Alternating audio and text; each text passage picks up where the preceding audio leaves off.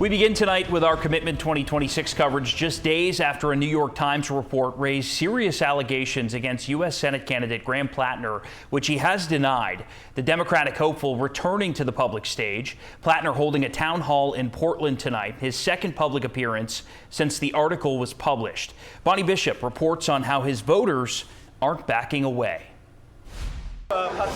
In the wake of several allegations against the Senate hopeful, voters are turning out to listen to him speak and hear what he has to say just ahead of Election Day.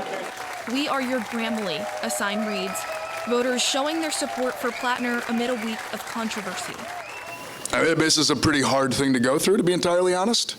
And the only thing that really makes it bearable is going around the state of Maine and having as much support as we've gotten. And I wanted to see how he's doing. I want to see what's going on from the man himself.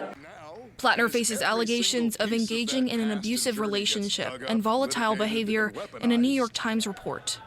He denies those allegations, but we wanted to hear from voters themselves, what they think and how, if at all, those claims impact who they vote for.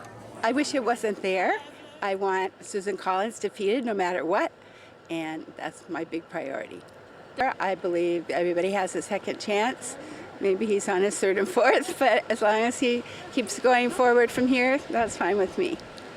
Others looking for answers from Platner. Some of the stuff that was being said about him was pretty serious, and it's hard to know sort of where that's coming from, right? Is that someone that's got an ulterior motive? Is that someone that has a serious claim against him? I'm not sure. But the elephant in the room did not come up tonight.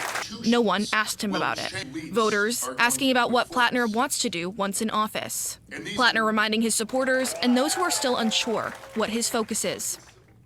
If we can show that a regular person from the regular world who simply comes out with a message saying that we all have to work together to push back against all of the structures of power that have been exploiting and oppressing us for generations, if we show that that works, we get to show this country the way forward.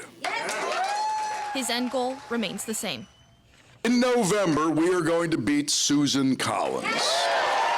The primary election is rapidly approaching. Election Day just 2 days away. In Portland, I'm Bonnie Bishop for Commitment 2026.